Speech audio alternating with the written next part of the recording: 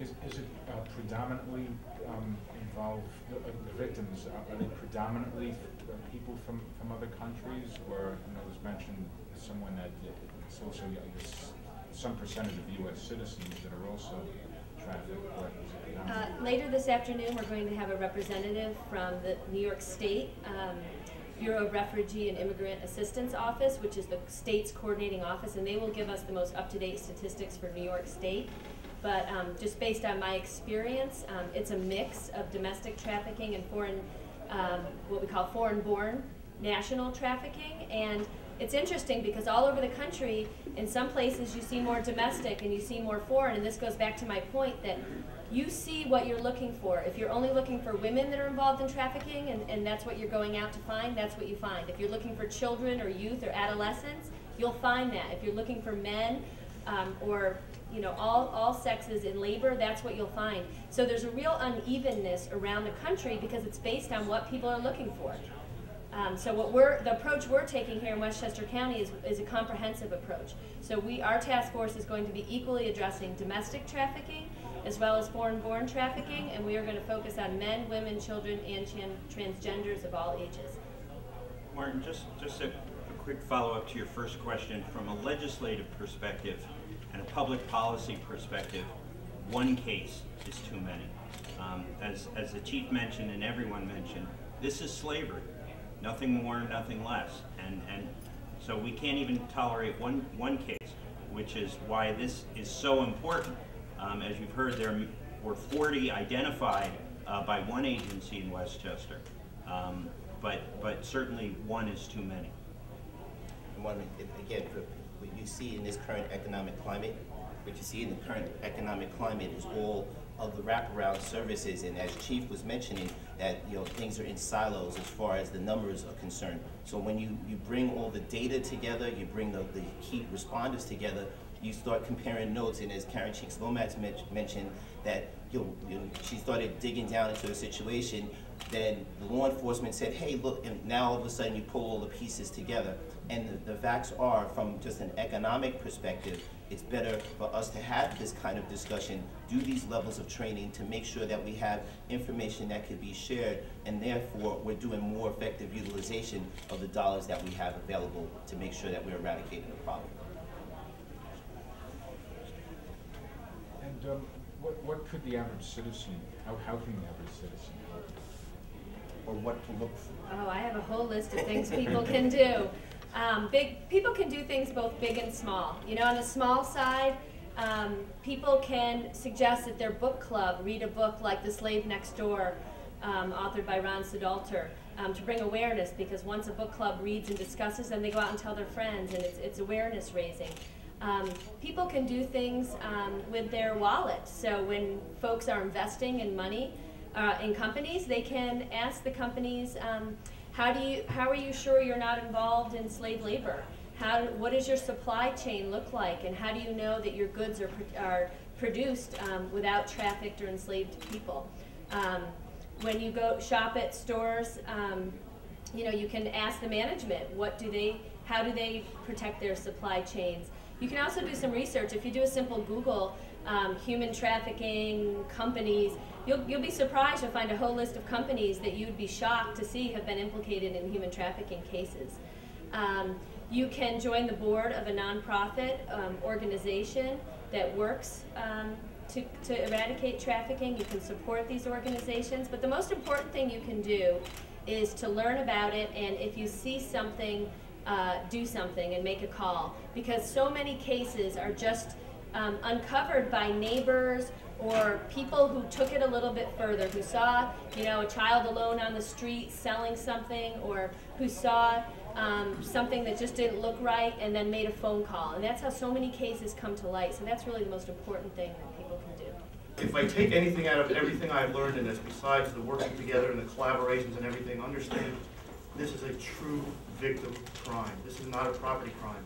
It's a $42.5 billion worldwide industry, and they are treated as property, but they are in fact human beings with a conscience, with a soul, with a heart, and with a mind. And you have to remember that when you're dealing with them, because they are treated in the most heinous, brutal ways that you can imagine. I want to personally thank my sister's place, the International Organization for Adolescents, the Junior League in Northern Westchester, the Westchester County District Attorney's Office, and the Westchester Board of Legislators. That is the group that really has put this together here today. There's many, many, many more people involved. I would not have the privilege of standing here if the legislators didn't support us and provide us some of the funding to put on this training at no cost to any agency. We understand the budget restrictions and the economic climate, so we tried to do this in a way that no agency, other than their manpower costs, had to spend a dime to come here. For those of you that don't know, there was a recently started Westchester Anti-Trafficking Task Force. It's a privilege to be part of that. It's in its infancy stages. You'll hear a lot about it today. I could go on. We could talk about human trafficking for hours and hours and hours, and you're going to get plenty of it today, so you really don't have to listen to me. I would like to introduce from our district, County Legislator Peter Harcum. I will tell you, Peter is a driving force behind this. He has been very supportive of our task force, of me personally in our efforts to bring this information out to the public, not just here, but anywhere where we can train. It's a huge problem. Peter has gone to the legislator and gained their support, and as a result, we were able to put the task force together, and hopefully as it grows, we'll work very closely with our county legislators. So without further ado, Peter Harcum.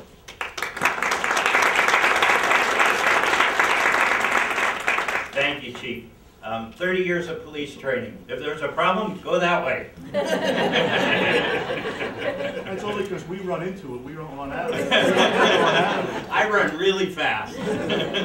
Thank you all for being here. I'm going to be so brief. I just want to flip what Chief Ryan said. The Chief and Allison Boak, for me, have really been the driving force behind this, and they've been my mentors. They've brought this issue to my attention. As the Chief mentioned, I represent Northeast Westchester. One of the reasons why I'm here, I want to welcome you all to Mount Kisco. Thank you for coming. But I also represent Pound Ridge, where the Chief is the Chief of the Police Department, and Allison Boak, who is the Executive Director of the International Organization for Adolescents, lives. And they're the ones who really educated me and continue to educate me about this issue. And it is a scourge. It is slavery, and it's so important that we take a multidisciplinary approach to this, that it's a law enforcement issue, but we also have to treat the victims as well. And that's why it's so exciting to see so many of you here, from law enforcement, from social service agencies, from faith-based organizations. You run the gamut, and it's so refreshing to see that so many people get it. And this is just the beginning. We've got to keep working at this. It's a partnership. We're certainly proud to have been involved in our small way, and certainly the International Organization for Adolescents, Pound Ridge Police Department, my sister's place, the Westchester County DA, and the Northern Westchester Junior League. So it's a really ambitious agenda. I'm going to end my remarks because you're really here to learn and to network and to get at this thing. So I just want to thank you from this district and from the Board of Legislators.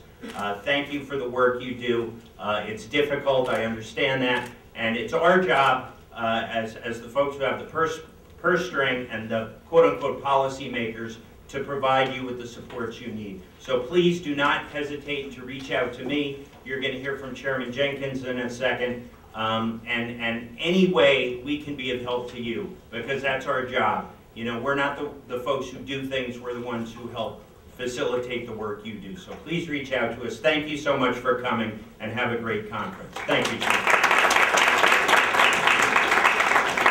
And at this time, I'd like to introduce my good friend and colleague, and someone who was very responsible for helping to free the funds that we were able to contribute, the Chairman of the Board of Legislators, Ken Jenkins. Good morning, everybody. I want to say thank you first to Pete Parkham, who as a legislator, and Chief, you know this so well, that Pete is just such a dynamic legislator. He's our majority leader on our board of legislators, and he brought this issue to us in leadership, and we said this is what we have to help to continue to support, because in these difficult economic times that all of you are facing, whether you're in an NGO, whether you're in law enforcement, the DA's office, whatever you are, you know how much economic pressure we're all under. And from the Board of Legislators, what we have always known and understood, that we have to work with all of our partners, all of us together, to be able to utilize our dollars more effectively and to get problems resolved. So this kind of conference, and we're going to congratulate Alan and the team and my sister's place and Chief and all the members of the Westchester County Anti-Trafficking Task Force, which we are pleased to host at the Board of Legislators in our building in the People's House. Again, trying to reduce the level of costs that are involved, but more importantly, make a better utilization of things that we have happening. The only way that we're all going to get through these economic times is by us working together. But this conference, that your participation today is going to be able to help utilize your efforts better in identifying issues and being able to resolve this particular scourge, which we understand exists, and we're only seeing the tip of the iceberg. So we're proud on the Board of Legislators, working with the District Attorney's Office to continue to do our small part that we can, and we're going to continue to do that. But it's you, the key responders that are here today, that we want to congratulate for taking your time out to understand and to be able to utilize this better. That's the only way we're going to resolve this particular problem, to make the people that are invisible visible, and to bring justice for those individuals. So at this point in time, I have the great privilege of introducing a great friend of mine. She happens to represent me as well down in the great city of Yonkers. She is a dynamic force in the United States Congress. She is a person that you all know so well, and she is a tireless advocate for us in Washington and for the things that we do.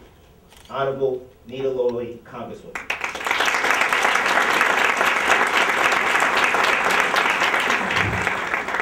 Thank you so much, Ken, for that very, very kind, generous introduction. For me, it's a real pleasure to work with you and Peter Parkham on this very, very critical issue. And I thank you both for your important leadership, and to Chief Ryan. Thank you so much. We really appreciate your leadership and your actions on this issue. And Karen Cheeks-Lomax, Executive Director of My Sister's Place, Allison Bolt, President of the International Organization for Adolescents, and Audrey Stone, I gather, is here from the DA office, and we have people here from the Junior League, and so many organizations. I thank you for your focus and for your actions. You know, I have visited safe houses in Mexico and Bangladesh and in other parts of the world, and it is shocking, I know, to all of us to learn how extensive, Chief, this issue is here in the United States of America. We somehow can't quite adjust to it because we can't quite believe it.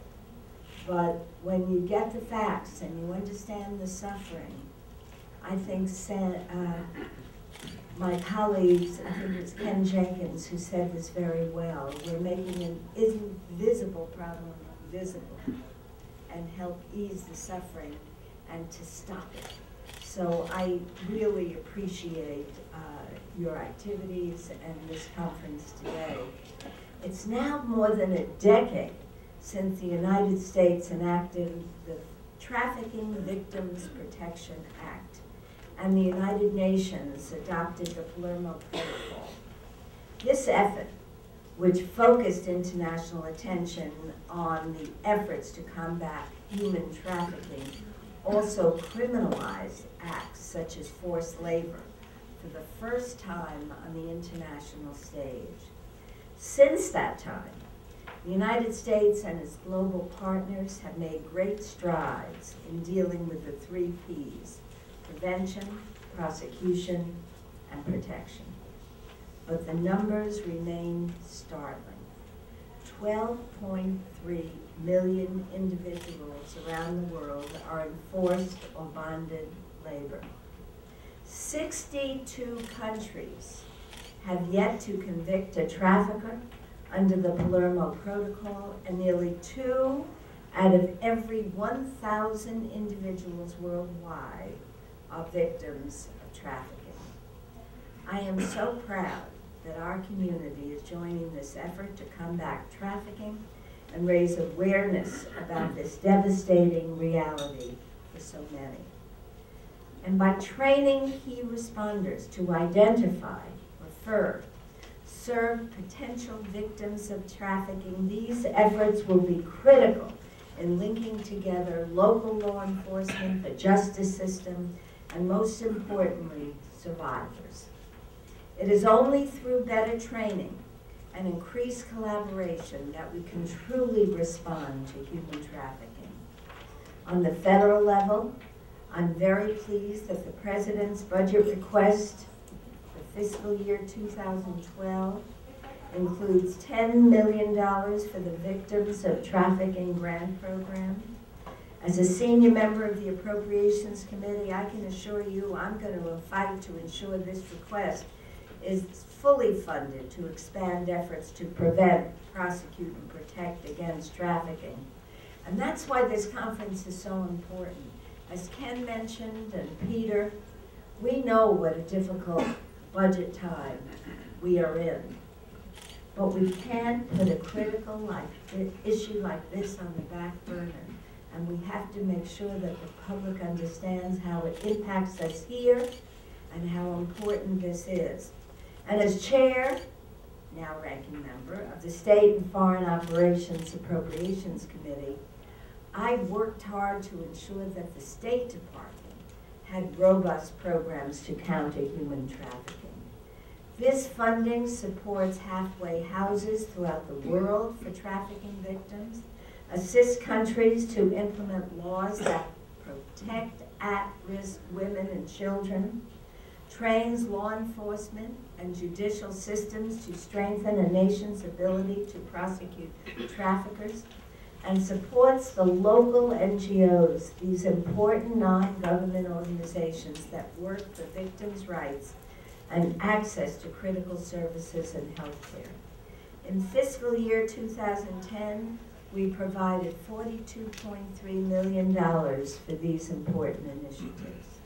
So I truly want to thank you again.